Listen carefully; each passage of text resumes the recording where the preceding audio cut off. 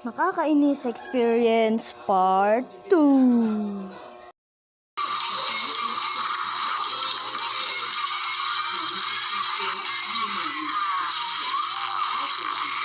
Alright. Kung hindi nyo pa napanood yung part 1, punta muna kayo doon. Please na. Alright. Nainis ka na ba kung inuutusan ka? Ako hindi. Hindi ako naiinis. Gusto ko na utusan ako. Nainis ka na din ba pagka nasa school? Ay, ang tagal ng oras. Pero pagka nasa bahay, ay hindi. Ay, napakabilis ng oras. Umorder ka na din ba ng napakagandang damit at yung susot mo na? O,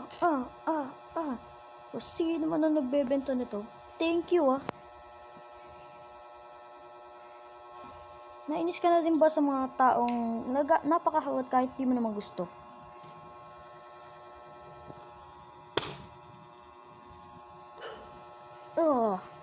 Punta ka sa akin. Nainis ka na din ba pagka sa computer ay maganda-ganda ng laro mo at biglang magba-brown out? No! Kinainisan ako sa chichirya kasi pagbukas ko ay sumabog lahat. Oh no! Dati ay mahilig ako sa amin at yung alam niyo ba yung snowbird na candy? Nilagyan ko yung ew. Kasi tabi muna sa mga kumakain dyan.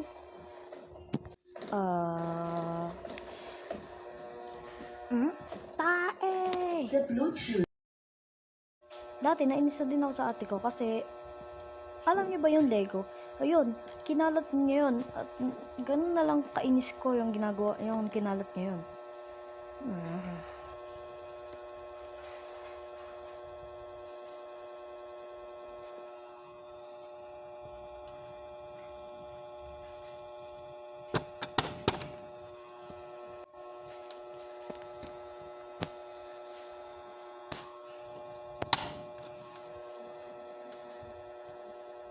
That's our part 2. Di ko alam kung makagawa pa ako ng part 3. So, yun lang.